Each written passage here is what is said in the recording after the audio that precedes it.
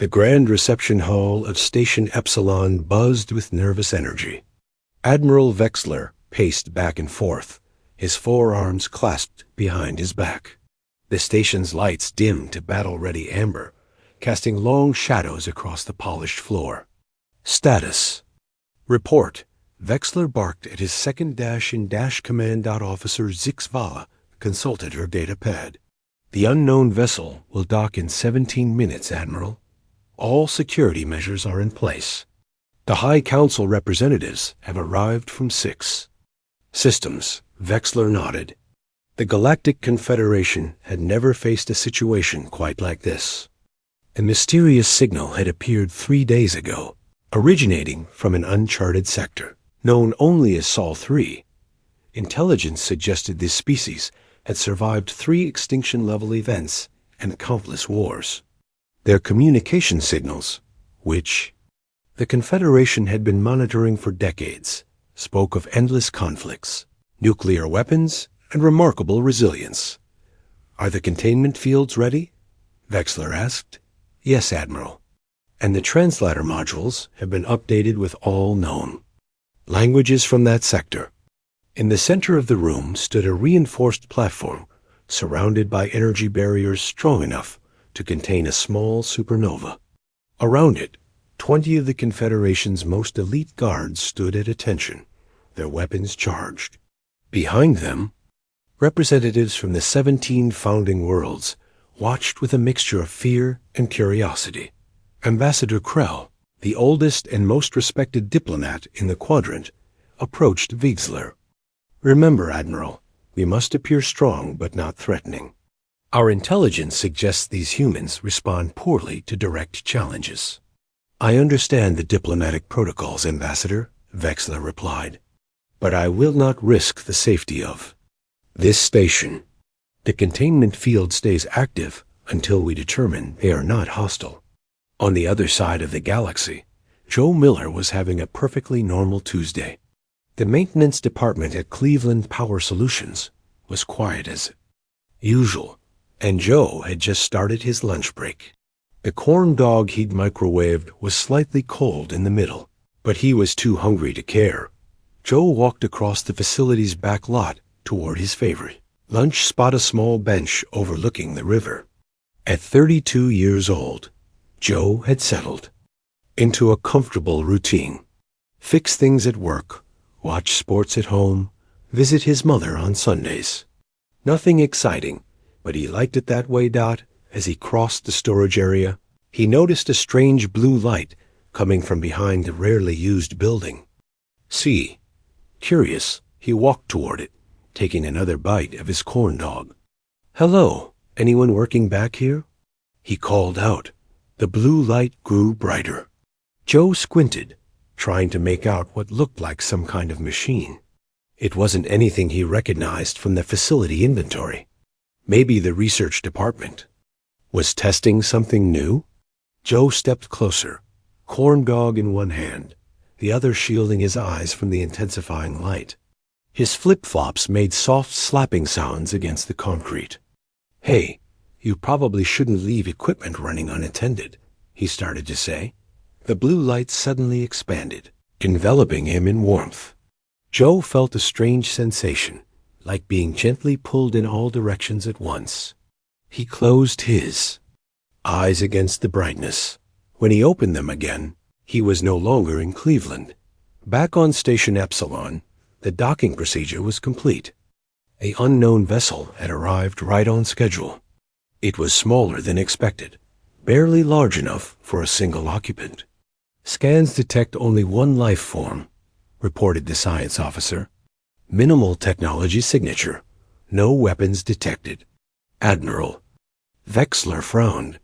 This contradicted all their intelligence. "Maintain alert status. Prepare to receive the human representative." The transport beam activated, connecting the mysterious vessel to the reception platform. Energy swirled and coalesced as the station's computers worked to reassemble the molecular pattern coming through. A hush fell over the gathered dignitaries as a figure began to materialize on the platform. "Admiral," Vexler tightened his grip on his ceremonial staff. Ambassador Krell leaned forward. Security Chief Drax's hand moved to his weapon. The transport beam completed its work with a soft chime. Standing on the platform, looking slightly dizzy, but otherwise unharmed, was Joe Miller. He wore cargo shorts with multiple pockets, a faded t-shirt with Cleveland Rocks printed across the chest, and bright blue flip-flops from the dollar store. In his right hand, he still clutched his half-eaten corn dog. Joe blinked twice, looking around at the assembled aliens with mild surprise rather than terror. He took another bite of his corn dog while he processed the situation. The silence in the reception hall was absolute. Finally, Joe raised his free hand in an awkward wave. "Ooh, H. Hi there, I'm Joe. Did I miss something important?" The translator modules crackled as they processed his words, broadcasting them in 17 different languages throughout the hall. Ambassador Krell was the first to recover. "You are the representative of Earth? The emissary of humanity?" Joe scratched his head. "Well, I'm definitely human, but I'm not really a representative of anything, except maybe the maintenance department. And that's just from Monday to Friday, 9 to 5. Admiral Vexler stepped forward, all four hands now gripping his staff tightly. "Where are your warriors? Your weapons? Your protective armor?" Joe looked down at himself. Would better shoes have been good? I mean, these were on sale, and they're pretty comfortable. The gathered dignitaries began to whisper among themselves. This had to be some kind of trick. The intelligence reports had described a warlike species with advanced defensive capabilities. Not this. This creature in casual attire, eating processed food. Security Chief Drax approached the containment field. This must be a deception. Their actual warriors must be hidden, preparing to attack. Joe finished his corn dog and looked at the stick with disappointment. "So, this is neat and all, but do you guys have trash cans?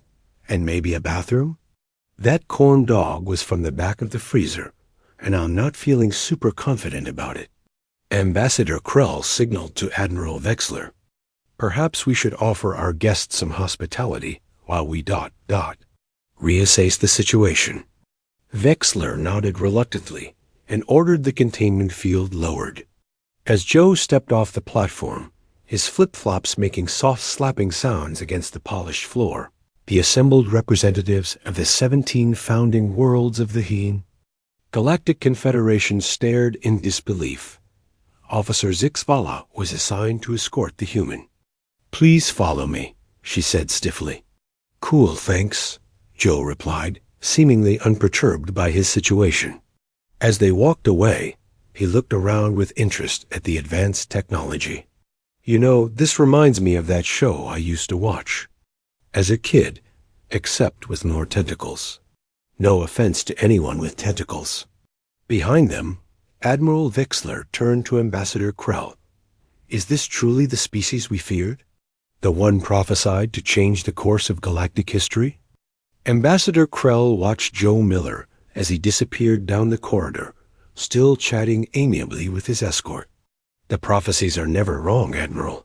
They are merely open to interpretation."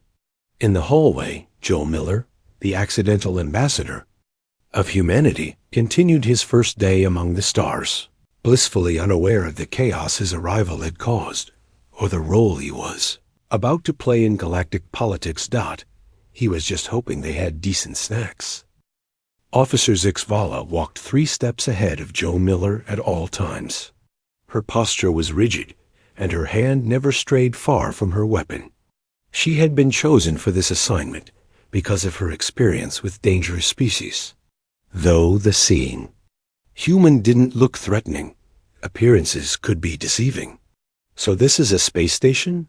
Like actually in space?" Joe asked, peering through a viewport at the stars beyond. "That's pretty cool.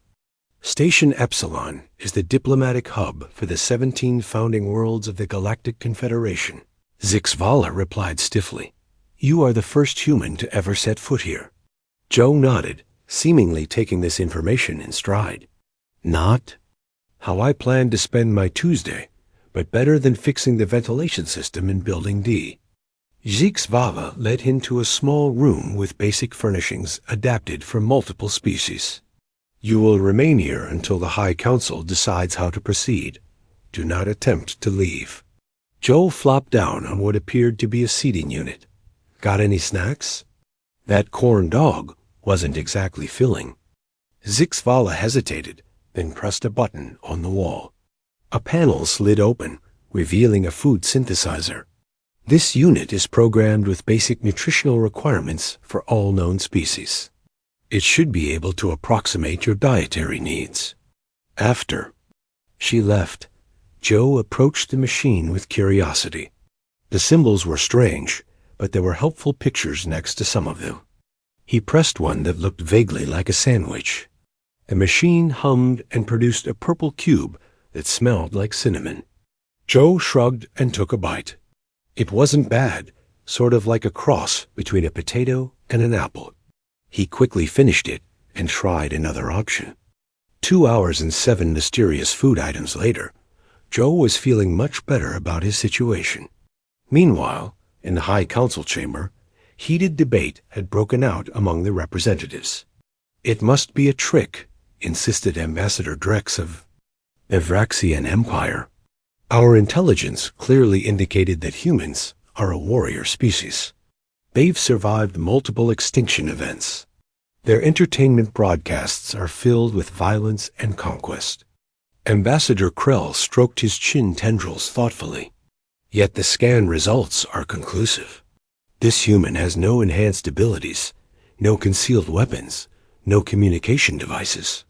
He appears to be exactly what he claims, a maintenance worker, who was in the wrong place at the wrong time. Admiral Vexler pounded the table with one of his 4 hands. I don't trust it. Humans are known to be deceptive.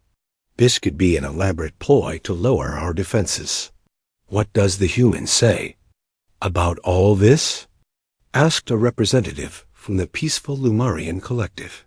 Officer Zixvala, who had been standing at attention near the door, stepped forward. The human seems confused, but remarkably calm.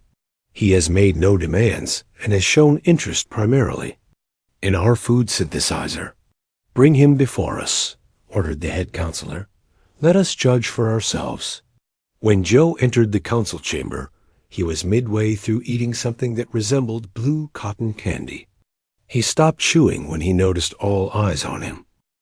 Sorry, he said, quickly swallowing. This stuff is pretty good. Tastes like blueberries and bacon. Weird combo, but it works. Ambassador Drex rose from his seat, his scales flushing red. With agitation. Human, explain your presence in our territory. Are you an advanced scout for an invasion force? Joe blinked. Invasion? No, man.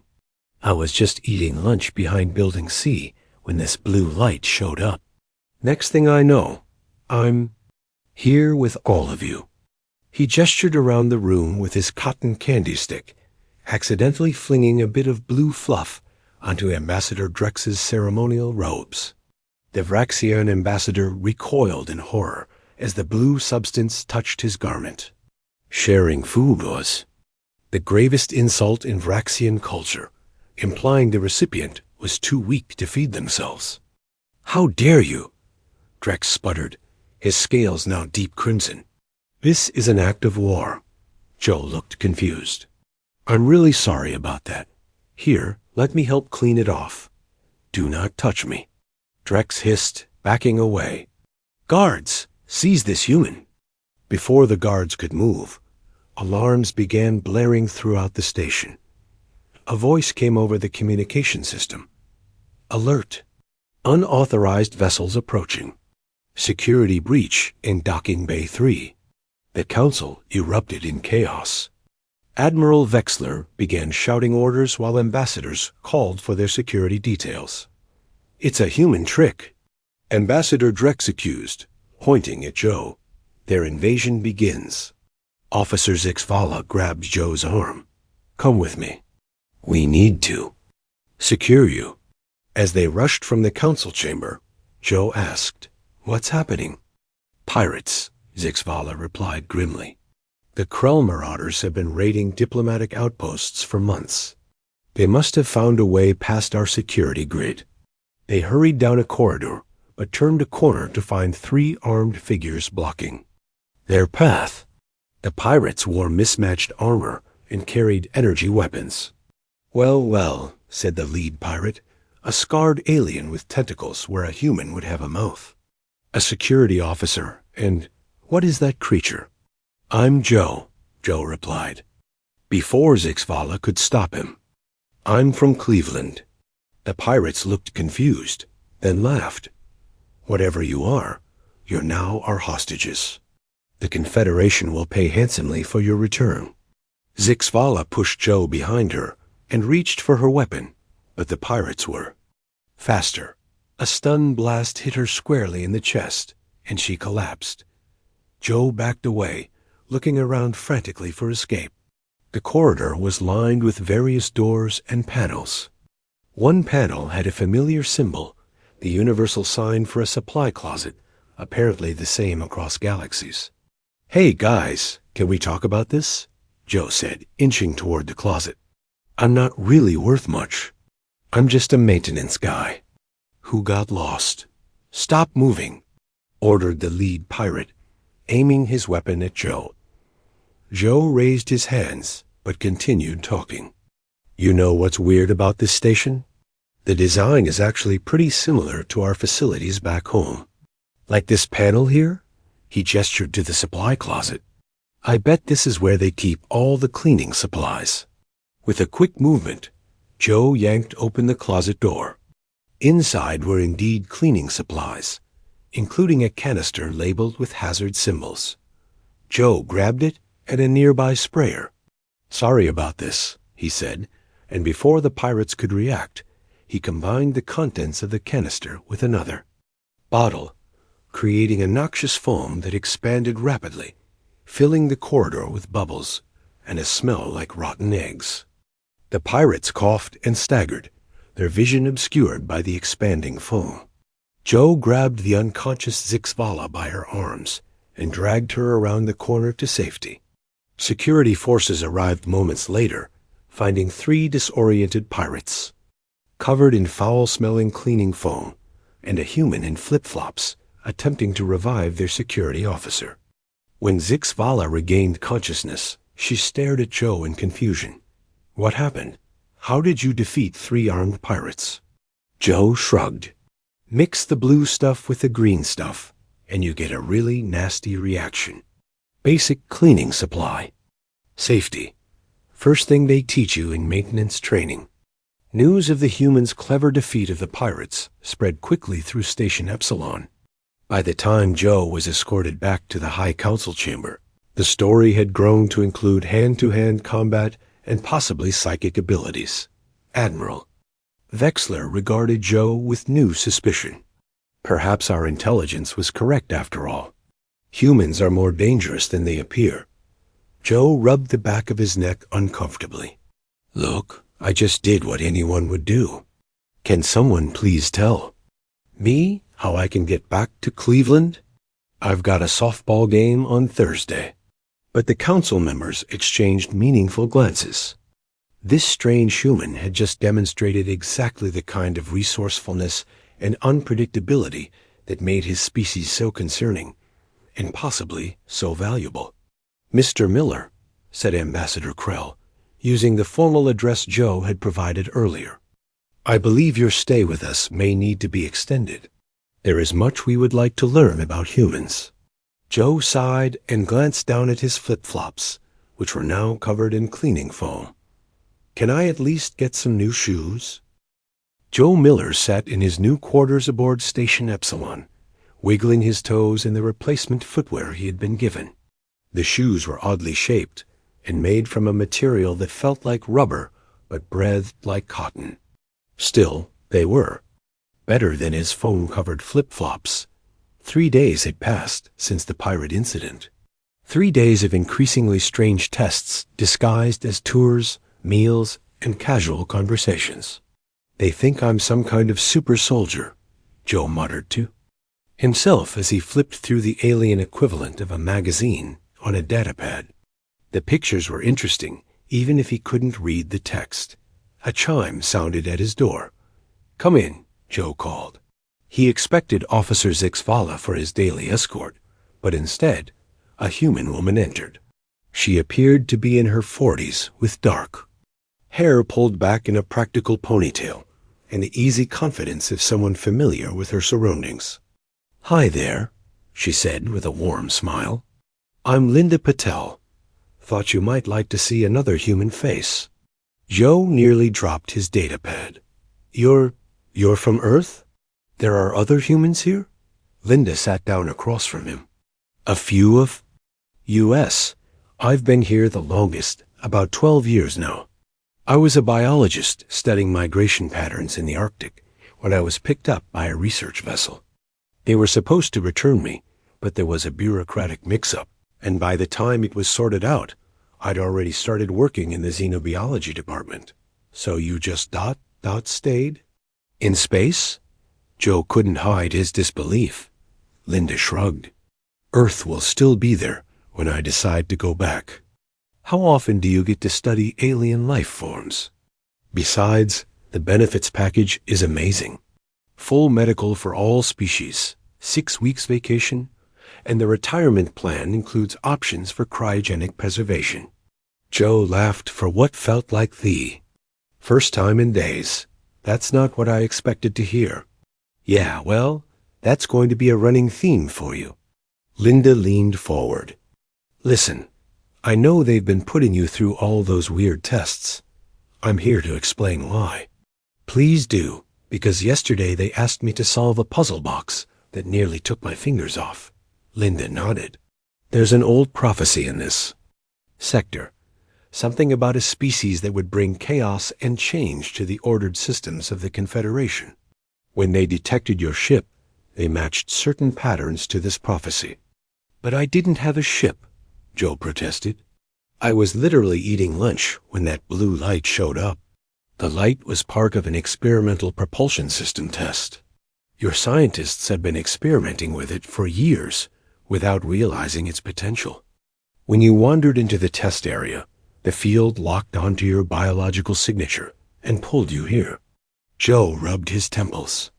"So I'm stuck here because of some science experiment gone wrong, and now aliens think I'm part of a prophecy?" "Pretty much. And after your little stunt with the cleaning supplies, they're convinced humans are hiding their true capabilities. The High Council believes we're master tacticians pretending to be simple to lull other species into a false sense of security." Joe snorted. "That gives us way too much credit. I just know that mixing those chemicals makes a mess, because I've accidentally done it before." Linda's eyes twinkled with amusement. "I know that, and you know that. But try telling that to a species that spends 50 years planning a single military campaign." A chime interrupted their conversation, followed by Officer Zixvala's voice over the intercom. "Mr. Miller, your presence is requested in Training Arena 6 for your daily assessment." Joe sighed. Daily assessment. Yesterday, they had me trying to hit targets with some kind of energy weapon.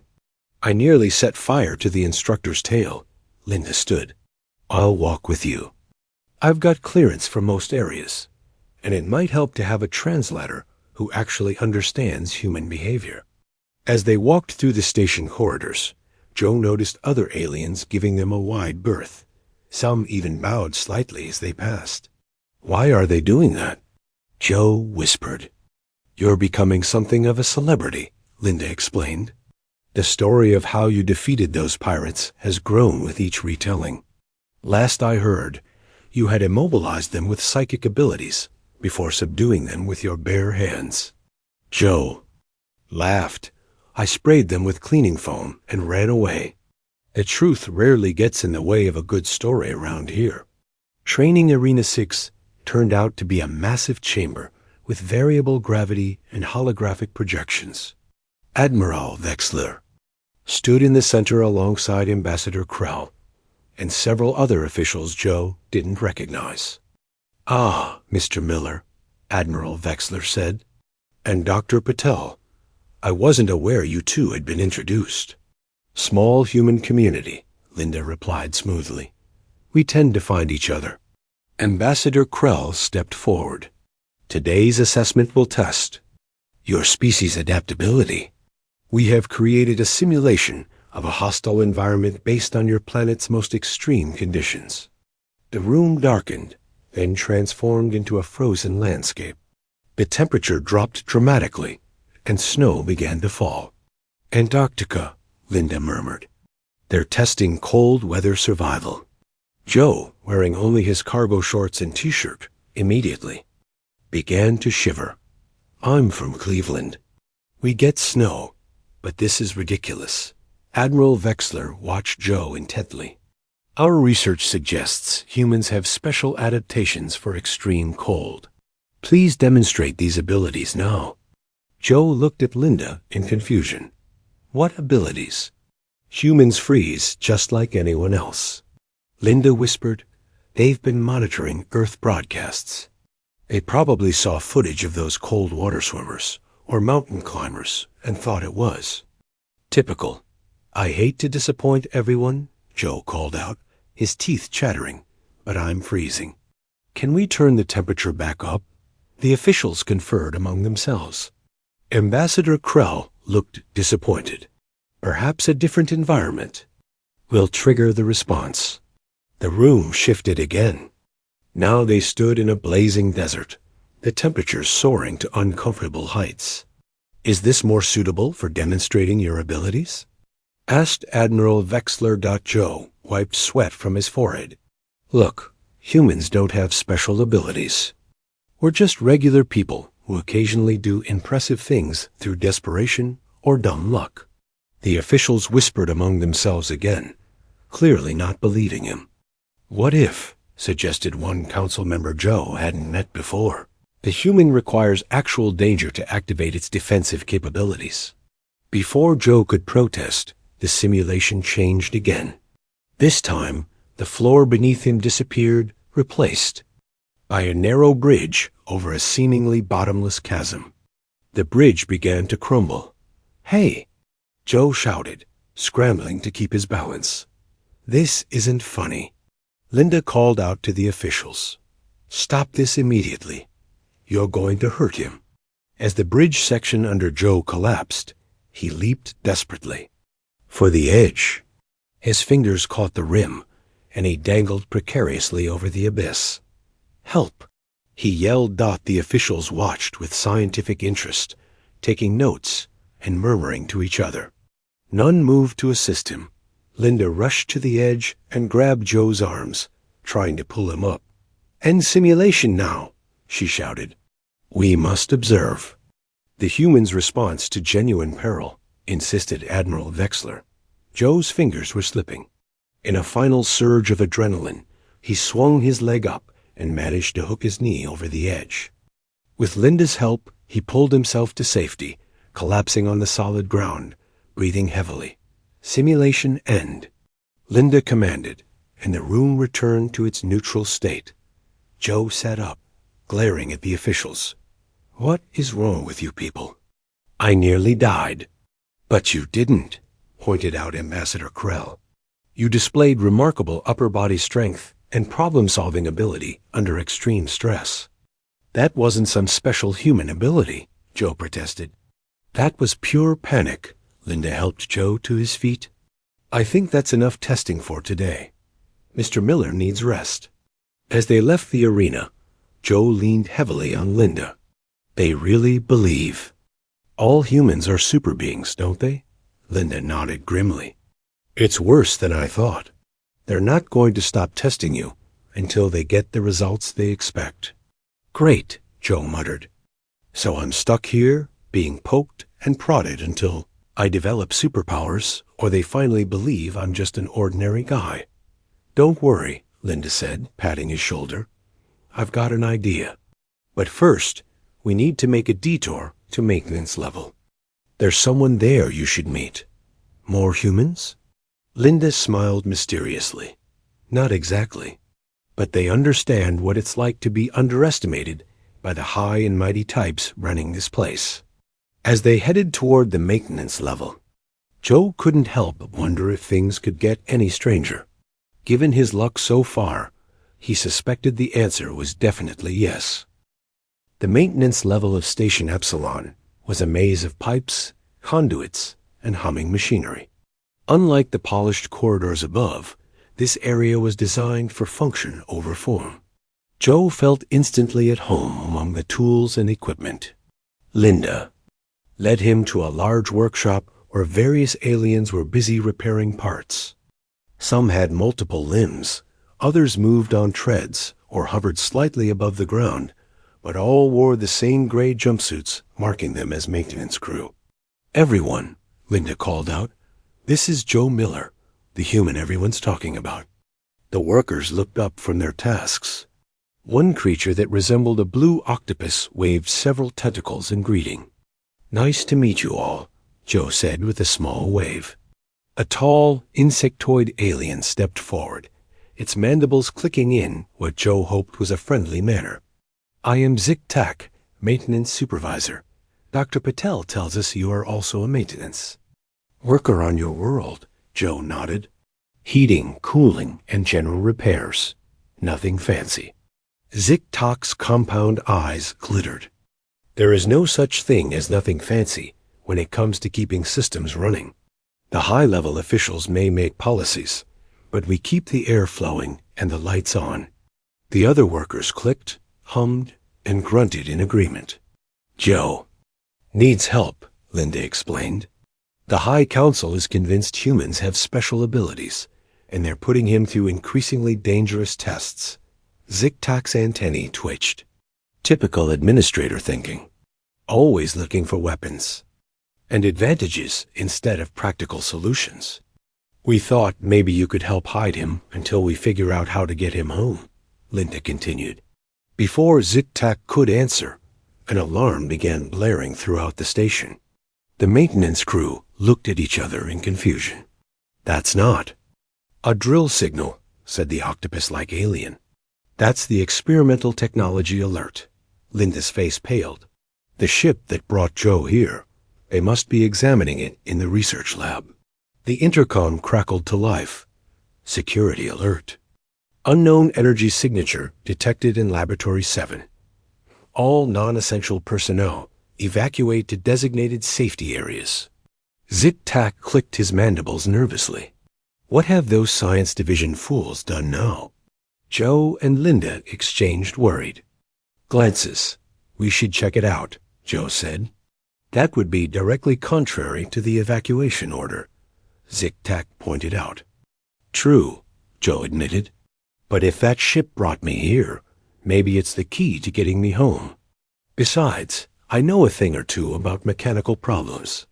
Zik-Tak considered this, then reached into a toolbox and handed Joe what looked like a heavy-duty flashlight. "Maintenance access tunnels will get you near Laboratory 7 without being seen. This light also functions as a basic toolkit." Linda grabbed a tablet from a nearby workbench. "I can use this to monitor the station systems.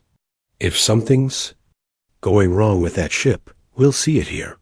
The maintenance tunnels were narrow and dimly lit, but they allowed Joe and Linda to move quickly through the station while avoiding the security teams rushing through the main corridors. Linda's tablet showed a schematic of their route, guiding them toward Laboratory 7. "The energy readings are off the charts," Linda whispered, looking at the data streaming across her screen. "Whatever they activated in that ship, it's building power rapidly."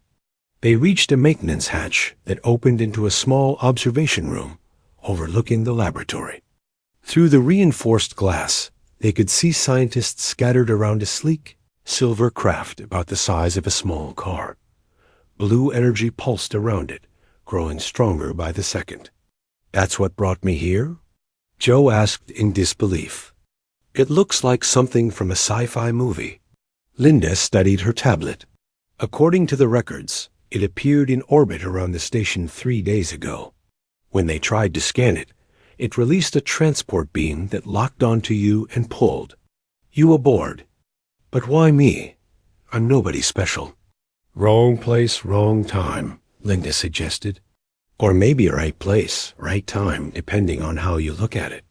On the laboratory floor, the scientists were backing away from the ship as the blue energy field expanded. One of them shouted something about a distress beacon being activated. Distress beacon? Joe repeated. You mean that thing is calling for help? Linda's eyes widened as new data appeared on her tablet. Something's coming. The station's long-range sensors just detected an object approaching at impossible speed. The ship's pulsing grew more intense.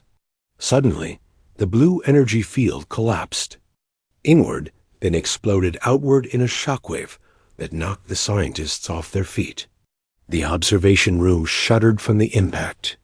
That can't be good, Joe muttered. An ear-splitting sound like tearing metal echoed throughout the station, followed by a computerized voice over the intercom. Warning.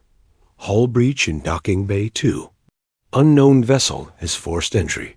Security teams respond immediately.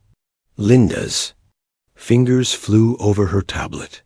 I've accessed the security cameras. Look, she held up the screen. The footage showed a massive, angular craft hovering in the damaged docking bay.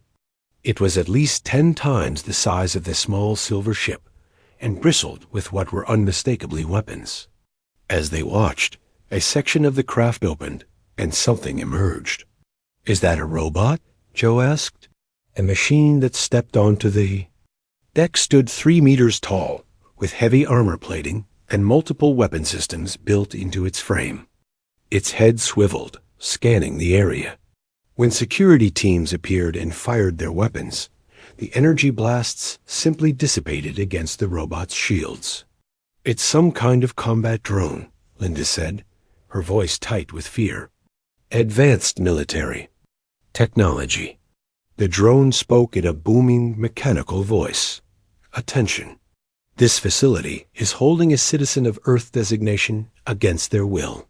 Surrender the human Joseph Miller immediately or face appropriate countermeasures. Joe's jaw dropped. It knows my name. Why does it know my name?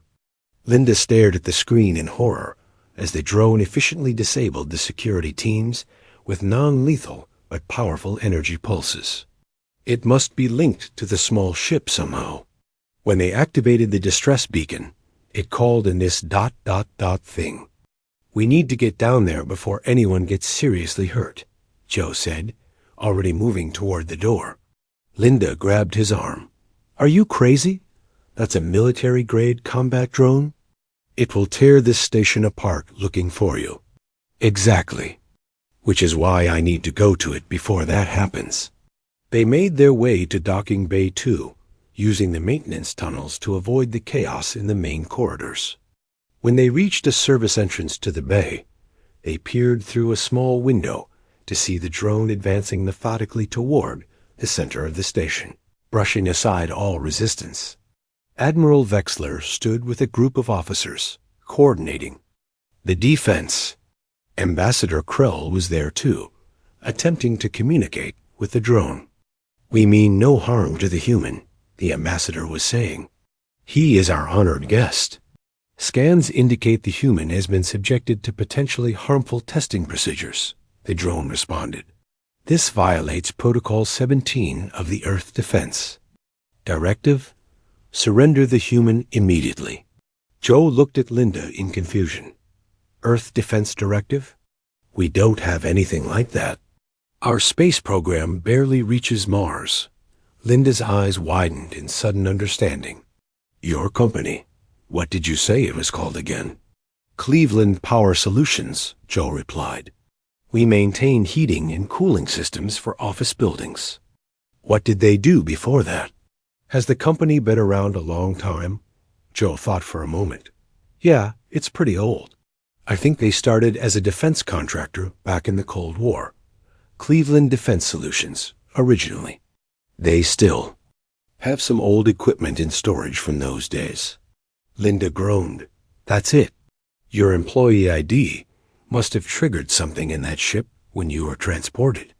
The ship recognized the old defense contractor credentials and assumed you were military personnel in distress.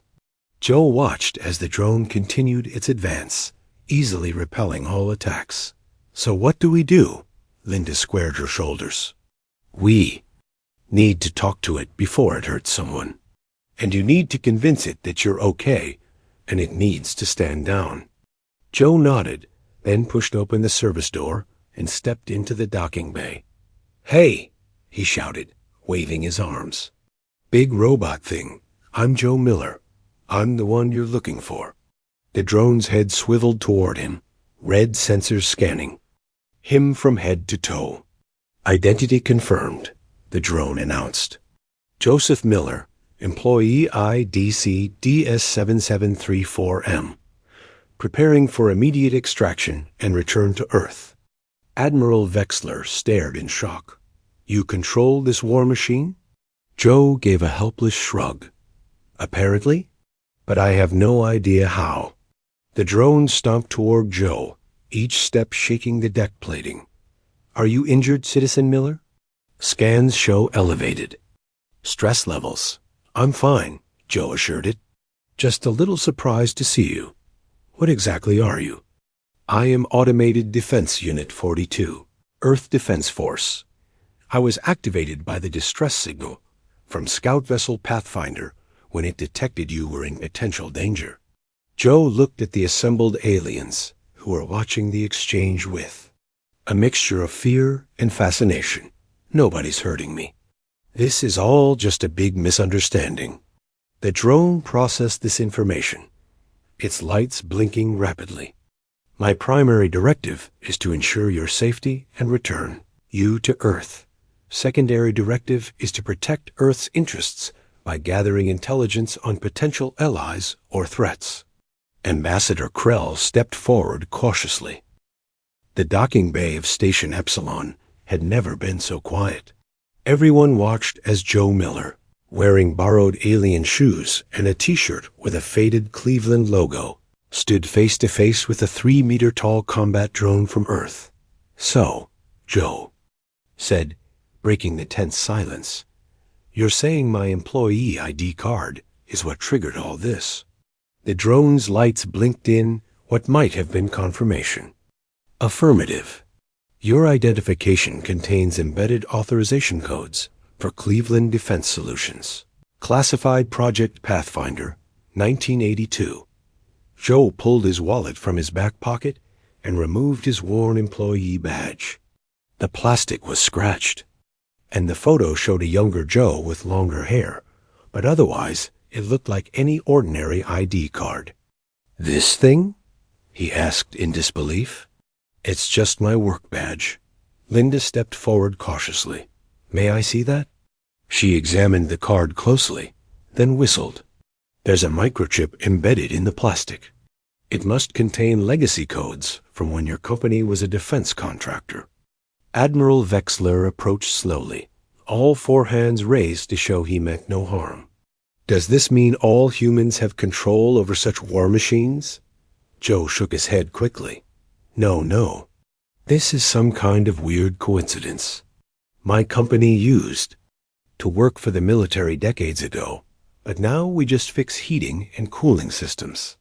Most people on Earth don't even know this technology exists. The drone's sensors swept the room. Current situation assessment.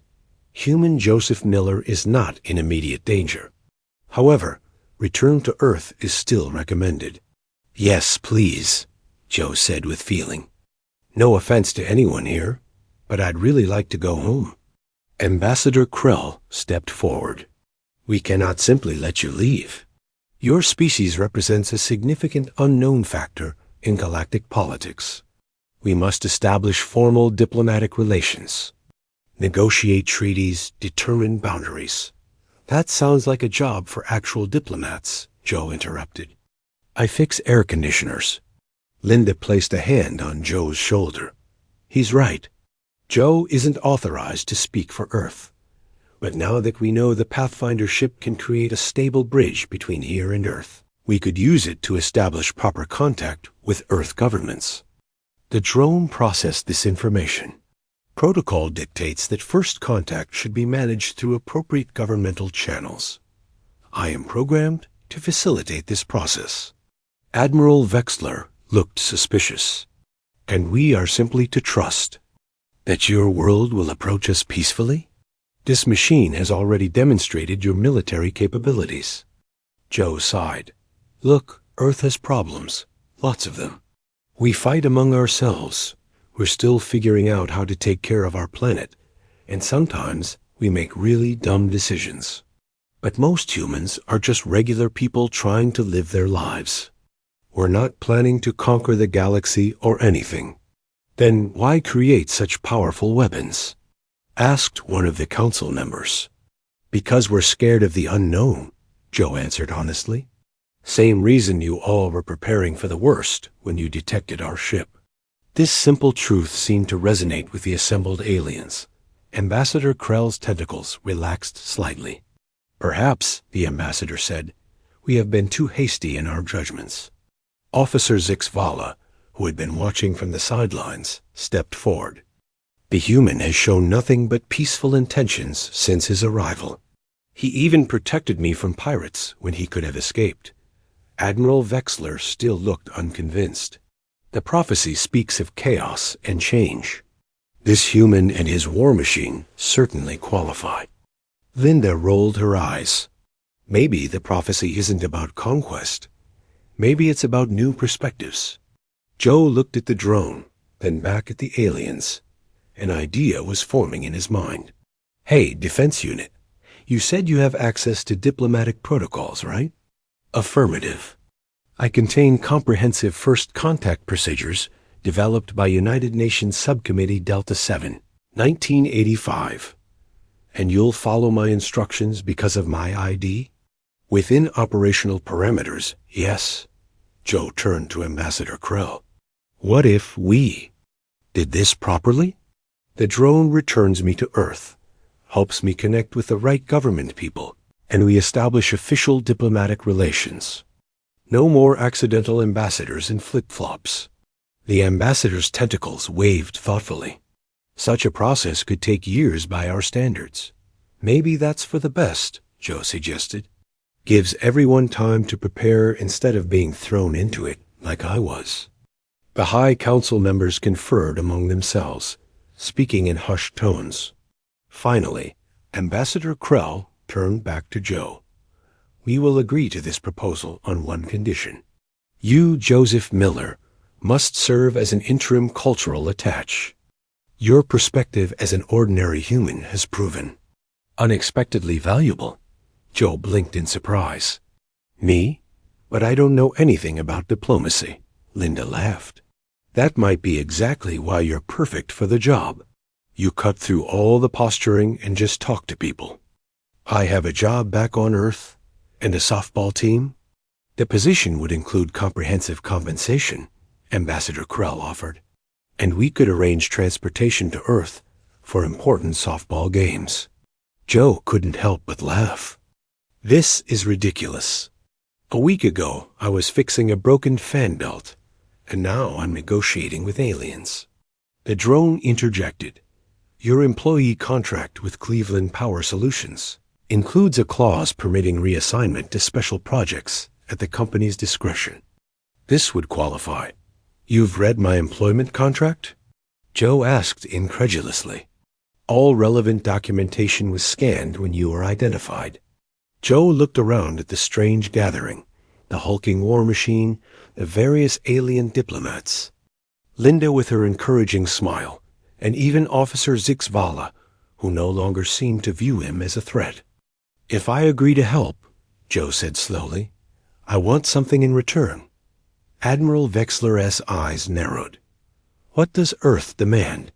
Not Earth. Me. I want a guarantee that when you make contact with Earth, you'll be honest about what happened here. No manipulation, no playing into fears. And I want your word that you'll approach Earth as equals, not as subjects to study or potential threats. Ambassador Krell seemed surprised by this request. You ask for promises that benefit your planet rather than yourself? Joe shrugged. I've seen how you guys jump to conclusions. Earth is complicated enough without adding alien misunderstandings to the mix. The ambassador's tentacles curled in what Joe had come to recognize as a smile. Perhaps the prophecy was correct after all. Not about warriors bringing chaos, but about new perspectives challenging our established ways of thinking. The agreement was formalized in a ceremony that Joe found excessively long and filled with traditions he didn't understand. He signed, his name on something like a digital tablet, and the drone recorded the entire process for Earth's records.